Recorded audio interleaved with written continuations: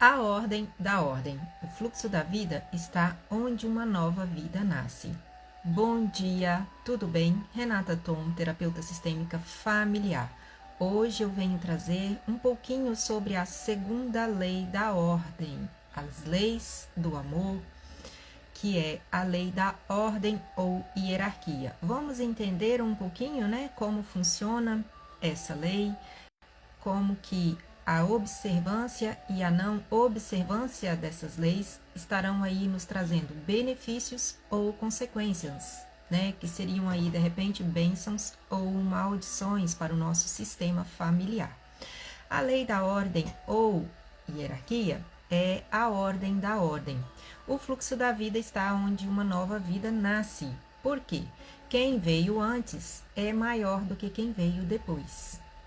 O fluxo natural da vida diz que quem veio antes tem precedência, tem prioridade e é automaticamente maior do que quem veio depois. Quem veio antes tem direito à precedência e à autoridade com relação a quem veio depois. Essa lei da ordem e hierarquia defende o princípio da honra, o princípio de honrar, honrar é quem veio primeiro. A própria palavra nos diz o seguinte: honra o teu pai e tua mãe e os seus dias serão prolongados, Então, esse princípio dessa lei da ordem, ela está em convergência, ela está em concordância com o que nos diz lá na palavra. Isso revela que existe uma hierarquia de tempo, que quer dizer que os mais antigos vêm primeiro do que a sequência, dos mais novos, em uma escala de genealogia, em uma escala de ancestralidade. Quem entrou primeiro no sistema tem precedência sobre quem entrou posteriormente, sobre quem veio depois. Os membros que nasceram antes têm autoridade sobre aqueles que nasceram depois. Um pai e uma mãe automaticamente têm o quê? A autoridade sobre quem veio depois, sobre a vida de um filho. Autoridade, responsabilidade, tem precedência, e tem prioridade. O que quer dizer ser grande? Ser grande ou maior não quer dizer necessariamente qual o tamanho que você tem, Quer dizer que o seu tamanho dentro da escala hierárquica, você está maior, do que o seu pai ou a sua mãe. É como se fosse isso aqui, ó, dentro da escala da hierarquia. Eu sou a filha. Então, dentro da escala, o quê? Eu sou menor. A mamãe é maior. O filho, da mesma forma, é menor do que o papai. O papai é maior. Então, dentro da escala, não é com relação a tamanho de estatura, mas o tamanho e o lugar que você ocupa dentro desse sistema. Os grandes são pessoas que vieram antes no sistema familiar. No sistema familiar de origem e que construíram um bom caminho até chegar a mim, até chegar a você, Até chegar a qualquer um que aqui está. Nós não caímos aqui de paraquedas, ninguém veio aqui do nada. Nós temos uma descendência, nós temos um veículo propulsor que nos trouxe até aqui. Qual é esse veículo? Mamãe. Nós habitamos dentro de um ventre por 9 meses, Então, esse veículo que nos conduziu e nos trouxe até aqui é mamãe. Quem foi a semente? Foi o papai. Então, nós temos uma descendência, nós temos uma história antes de nós. Quem veio antes fez o trabalho árduo e duro, Até chegarmos aqui. O amor em respeitar essa ordem ou hierarquia não é um amor romântico, mas um amor forte para sustentar e cuidar de uma nova vida, Nós sabemos, eu já falei aqui um pouquinho anteriormente, que há todo aquele envolvimento de acolhimento, aquele envolvimento de medo, de receios, de preconceitos, Há toda uma alteração emocional, principalmente para a mulher que vivencia, esse processo do gestar, da maternidade, da gestação. Então, sim, não é romantizar. É lindo, é maravilhoso, sim, é poderoso, sim, Mas então esse amor aqui, ele é sustentado por esse olhar, o quanto custou a minha vida até chegar a mim, né? O quanto custou a vida da minha mãe antes dela. Porque os tempos anteriores a nós sabemos que as dificuldades eram muito maiores do que hoje. Hoje, por mais difícil que seja, parece que a gente tem tudo à mão e ainda assim a gente reclama, dada a circunstância das quais eles vivenciaram nos tempos anteriores. Então, sim, a vida custou muito. E o que quer dizer precedência? Precedência é sinônimo de preferência, sinônimo de primazia, de antecedência, de prioridade, de anteposição e de precisão. Desculpa, entrando uma ligação. Quem chegou antes tem honra e respeito. Quem chegou depois quer o quê? Proteção. Uma criança, quando nasce, tudo que ela precisa é o quê? Acolhimento e proteção, né? E cuidados, lógico que implica muito cuidados. Mas o que ela quer? Proteção. A maior necessidade dela ali naquele momento é acolhimento e proteção. Isso quer dizer que quem veio primeiro tem precedência, mas quem veio depois tem prioridade. Nós vemos muito isso, principalmente com crianças, né? Quando crianças ainda muito pequenininhas vão ter um irmãozinho, a criança enciuma, a criança começa a se manifestar, mesmo que ela tenha uma idadezinha maior, como se ela fosse ali aquele bebê, por quê? Ela quer atenção. Mas esse bebê que chegou, ele tem o quê? Prioridade, porque os cuidados, a proteção estão voltados para ele, né? Eu vi uma situação recente agora num restaurante, uma menininha de uns 2 aninhos mais ou menos, e uma bebê de 3 meses. Então, assim, ela está regredindo, ela está voltando aqueles comportamentozinhos ali de bebê, porque por mais que ela, né, esteja ali encantada com aquela irmãzinha, com aquele bebezinho, e eu percebi ali que as duas tinham uma conexão muito forte, mas ela o quê? Ela está querendo atenção, mas a prioridade é de quem? É da bebê, porque a bebê é uma incapaz. A outra maiorzinha de 2, 3 aninhos ali, ela já estava quase que comendo sozinha, ela já caminha, ela já anda, ela já fala, ela já esboça alguns sentimentos. Mas a bebezinha não. E a bebezinha ainda está muito naquele processo de simbiose com a mamãe, porque eu a peguei um pouquinho no colo e ela chegou toda sorridente, toda brincalhona para comigo ali.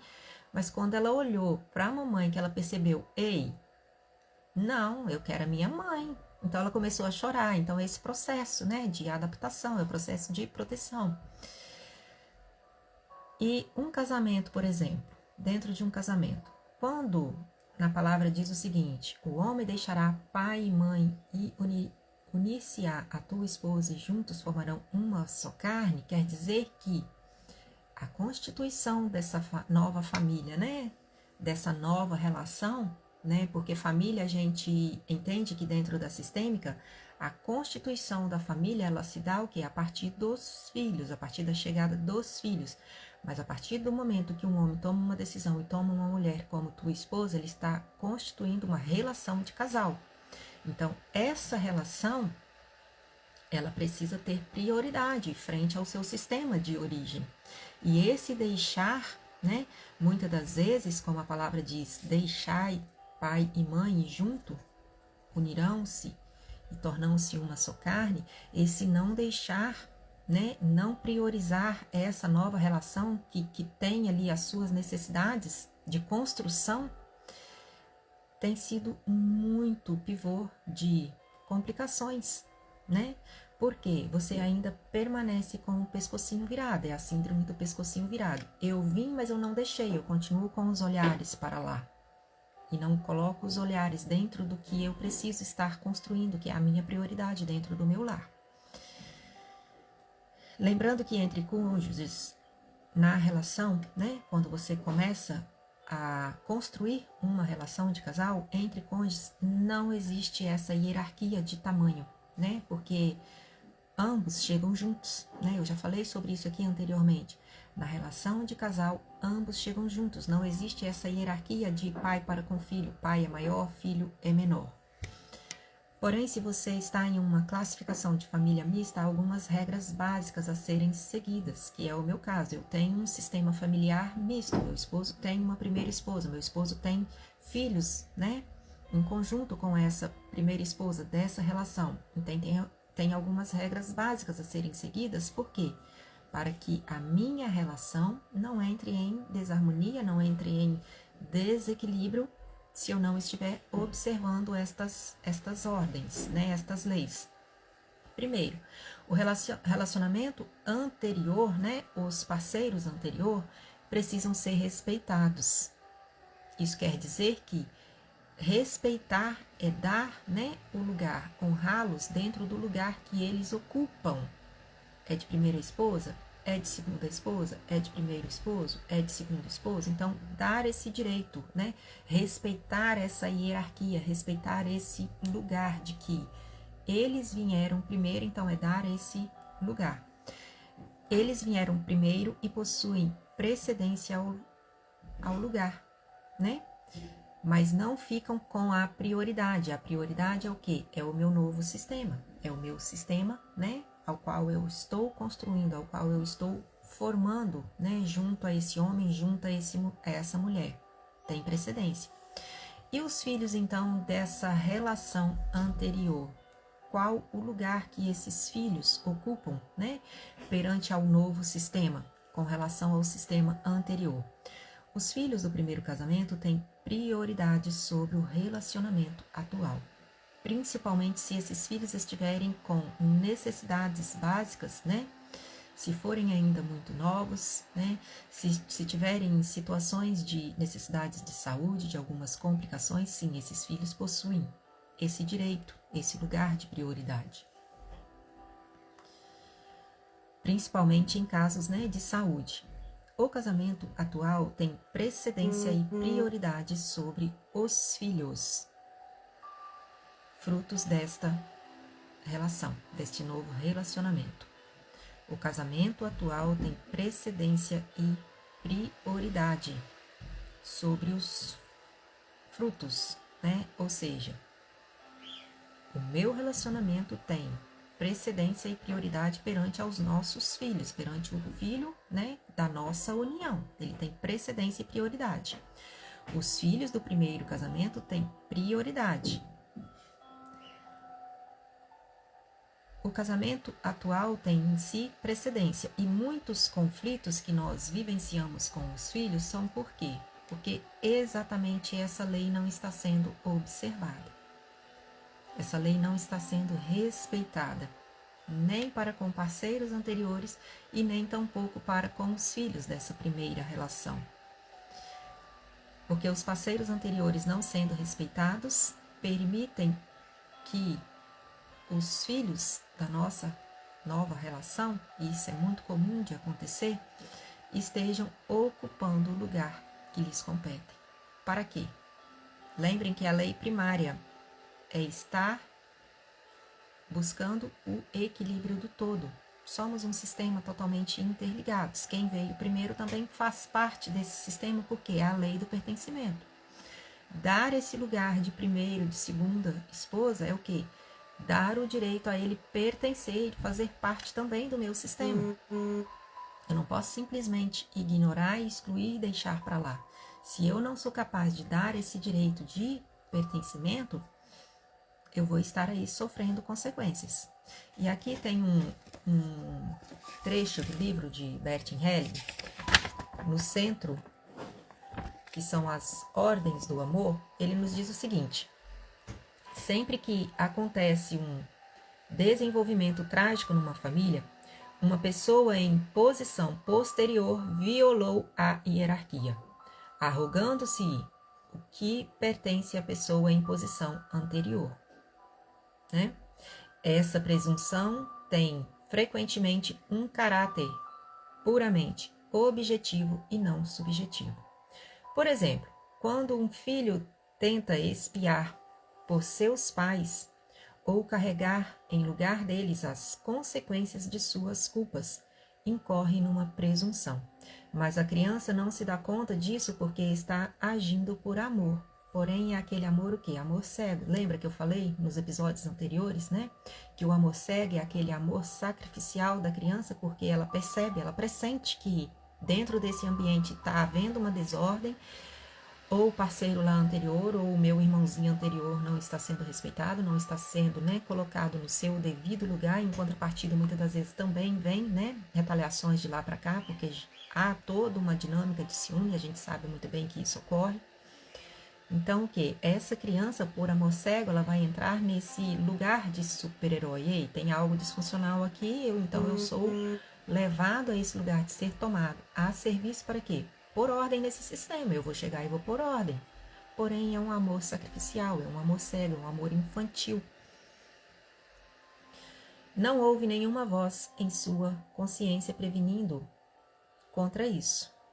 Daí decorre que todos os heróis trágicos são cegos. Um amor cego. Pensam que estão fazendo algo de bom e grande, mas essa convicção não os protege da ruína. O apelo à boa intenção ou à boa consciência, quando acontece, geralmente após o evento, não muda em nada o resultado ou as consequências. A criança não pode defender-se de si perante essa tal presunção, pois é levado a ela por amor e na melhor das intenções. Só na idade adulta, quando chega à razão, é que pode livrar-se das amarras dessa presunção e retornar ao lugar que lhe compete. Mas abandonar essa posição é difícil para a criança, porque então, de repente, terá de apoiar-se apenas em seus próprios pés. E quando essa criança também não está, né, muito bem internalizada, né, com as suas origens de papai e mamãe, ela não consegue apoiar-se nos próprios pés. Por quê? Ela também precisa estar muito bem resolvida internamente com o quê? Os dois pilares. Perna direita, papai, perna esquerda, mamãe. Se eu não estou muito bem resolvido com isso internamente, eu não consigo me apoiar dentro dos meus próprios pés. São situações das quais a gente vê aí adultos infantilizados, porque não tem força de apoio sobre os próprios pés.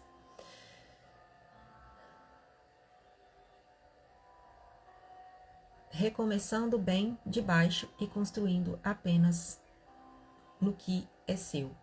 Aí ela fica em contato com o seu centro. No lugar que se arrogou, fica descentralizada e alienada de si mesma. Na constelação familiar é preciso, portanto, observar se alguém está se arrogando a algo que não lhe compete e, antes de mais nada, colocar isso em ordem. Trecho do livro Ordens do Amor. Uma vez eu disse o seguinte: as crianças nunca são o problema, as crianças sempre vão estar sendo tomadas a serviço. Para quê? Para colocar o sistema em ordem. Consequências da observância dessa lei. Quando estamos em nosso lugar e observamos a lei da hierarquia, geramos paz e alcançamos bênção em qualquer situação que tenhamos que enfrentar dentro do nosso sistema, né? Todos nós passamos por lutas, provações, adversidades, né? Expor as nossas vulnerabilidades, as nossas fraquezas, as nossas limitações. Todos nós vivenciamos isso, mas quando nós estamos fora do nosso lugar, isso se torna muito pesado, isso se torna árduo e os conflitos emergem. A alteração dessa ordem nas funções exercidas pelos membros da família resulta em consequências de conflitos que desarmonizam todo o sistema familiar. A não observância desse princípio em um sistema familiar gera conflitos que podem estender gerações, né? As bênçãos nos alcançam por até mais de 1000 gerações. E as maldições, né? Nós sabemos que a própria palavra nos diz que até a 4ª geração as maldições estão, né, nos acompanhando e podem nos alcançar. Então, quando o sistema está em desordem, né, esses conflitos, essas consequências, né, que podemos assim então considerar como essas maldições hereditárias, né, elas vão passando de gerações em gerações. No meu lugar, as bênçãos chegam. Fora do meu lugar, os presentes chegam e não são entregues. O que são os presentes? As bênçãos, né? Então, aqui, assim, uma dinâmica para a gente entender um pouquinho como que funcionam a entrega dessas dessas bênçãos, desses presentes. Imagina você ter uma entrega do correio, né? Uma entrega do correio que vem registrada, carimbada, que só pode ser entregue em tuas mãos, né? Seja um presente, seja um colar, seja um brinco, seja simplesmente uma carta. Ele está transcrito ali, remetente, só pode ser entregue do remetente para o destinatário. Somente o destinatário pode recebê-lo. E aí esse correio bate à sua porta. Cadê fulano? Está no lugar dele? Está no endereço? Está em sua residência? Porque o nosso lugar é como se fosse a nossa residência original. Se você não estar no seu lugar, o correio simplesmente vai retornar com o teu presente, com a tua bênção. Ele não vai te entregar. Então, quando nós estamos no nosso lugar, as bênçãos estão disponíveis. Então, nós tomamos, nós somos capazes de ir lá e tomar o nosso direito da nossa bênção. Quando nós não estamos no nosso lugar, muitas das vezes as bênçãos chegam e nós não somos capazes de receber, de tomá-las. Não observar a lei da ordem é prejudicar o fluxo da vida. Classificamos assim as desordens sistêmicas, né? Os emaranhamentos, as repetições de padrões. Por quê? Porque quando um sai, né, do seu lugar, imagine uma roda de cadeiras, né? A brincadeira aí da roda de cadeiras. Sempre vai haver uma cadeira a menos para o número de participantes. E aquele que não encontra uma cadeira, o quê? Está fora do jogo. Só que no fluxo da vida, existe uma cadeira para cada um. E quando você não ocupa a tua cadeira, outro vai vir ocupar. Então é muito importante, é muito necessário que a gente tome essa consciência, né? Eu estou no meu lugar. E qual é esse lugar, Renata? Você fala tanto de lugar, que lugar é esse? Nós começamos o nosso primeiro lugar o quê? De filho, de filha. Você tem ocupado o seu lugar de filho, de filha, partindo do princípio que o meu primeiro lugar é filho e filha, né? Divino. A minha identidade de filha, de filho, do Abba Pai, essa é a nossa primeira essência, o nosso primeiro lugar. Deus é amor. Se Deus é amor e eu sou feito à imagem e semelhança de Deus, que é o meu Pai, e eu estou, né, nesse lugar de filha, então sim, eu estou com a minha identidade de filha do Abba Pai ativada, esse é o meu primeiro lugar. Qual o meu segundo lugar? Filha terrena, das minhas origens, das minhas raízes, filha do meu pai, da minha mãe biológico. Se eu sou filha adotiva, então são outras dinâmicas que também, se não estiver devidamente em ordem, vai trazer muitas consequências trágicas, catastróficas. Quantos filhos adotivos aí nós vemos, né, e acompanhamos com frequência situações muito trágicas. Por quê? Há um olhar todo especial para quem adota, para quem é um filho adotivo. Como que foi essa adoção? Qual o olhar desse pai e mãe adotivo para com esse filho que foi adotado? É um olhar de posse? É um olhar de não honrar, de não respeitar quem são os veículos que trouxeram essa vida em vida? Porque se eu adoto um filho e tomo como posse, não, é meu, eu estou tirando, né, a precedência e a prioridade desses pais biológicos. Então, quando eu não sou capaz de olhar, né, de ter essa consciência, não, eu estou tomando conta. Eu cuido, eu protejo, eu acolho. Mas a precedência e a prioridade, né, então eu, enquanto mãe adotiva, enquanto pai adotivo, vou pegar para mim, mas tomando conta para eles. Então muda, né, esse olhar, dando essa organização, colocando cada um em teu lugar. Quando eu tomo uma adoção para mim, não, é meu, é posse minha, então há esse desequilíbrio e a gente vê essas consequências como nós temos visto. Desordem sistêmica é a falta de ordem e a ausência de organização e incoerências. que trazem consequências.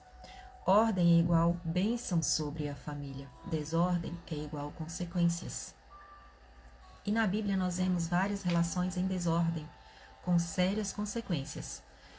A lei da primogenitura, por exemplo, dentro dos parâmetros da lei mosaica, é um exemplo claro que nos diz o seguinte: essa lei nos traz uma reflexão sobre a lei da primogenitura, que revela o princípio da honra também, né? E essa lei nos diz o seguinte: nas primeiras sociedades familiares que conhecemos através de Gênesis, né? E essa lei da primogenitura de Moisés, ela está transcrita, né, no livro de Gênesis. Nós vemos que o filho primogênito tinha privilégio de receber porção dobrada da herança do pai. Isso implica também um nível de maior responsabilidade na ausência desse pai com relação aos irmãos mais novos e com relação à mãe. Pensando dessa forma, fica mais fácil entender qual é a função dessa lei da ordem. A função da lei da ordem é honrar quem se sacrifica em prol da família. Quem veio primeiro, né, automaticamente exerceu um sacrifício maior, dadas as circunstâncias da época, principalmente. Isso ocorre assim, porque todo aquele que chegou antes no sistema acaba se comprometendo com assuntos do sistema, que os mais novos desfrutaram em seu tempo da solução. É preciso praticar um olhar de gratidão a quem veio primeiro, até com relação aos parceiros anteriores e aos filhos, né? Dessa relação dos parceiros anteriores, é o que eu falei anteriormente. Se eu não sou capaz de dar esse olhar, né? Principalmente eu como segunda esposa, ou você aí na condição de um segundo esposo, terceiro, quarto, né? Porque a gente sabe que a fila vai andando. Se você não é capaz de dar esse devido olhar, que foi graças, né, a essa primeira relação, a essa segunda relação, a essa terceira não ter dado certo, que você teve a oportunidade de chegar, né, a esse parceiro, a essa parceira, para junto construírem uma família, então sim, você também vai estar sofrendo consequências com relação aos filhos, né, de uma segunda relação. Se esse filho se arrogar, né? Hoje eu tenho papai e mamãe juntos, você não teve. Então, se esse filho se arroga com relação aos seus irmãos, ele vai para esse lugar também de superioridade perante os seus irmãos. Irmãos que vieram primeiro têm precedência, têm prioridade. Eles vieram primeiro, eles são maiores. Então, colocar cada um no seu devido lugar. Então, qual o olhar desse filho que veio depois, principalmente se ele estiver em uma relação de família mista, né? Dentro da composição de um sistema misto. É olhar para esse irmãozinho que veio antes com honra e com gratidão. Meu irmão, foi graças, né, a você ter abdicado a presença do papai. Eu hoje posso ter o meu pai, eu hoje posso ter a minha mãe perto de mim. Então é um olhar interno, é um movimento interno que nos move a quê? A honra, a gratidão, a reconciliação, a humildecer. Porque se eu me arrogo, eu estou sendo superior. Na superioridade, eu estou fora do meu lugar.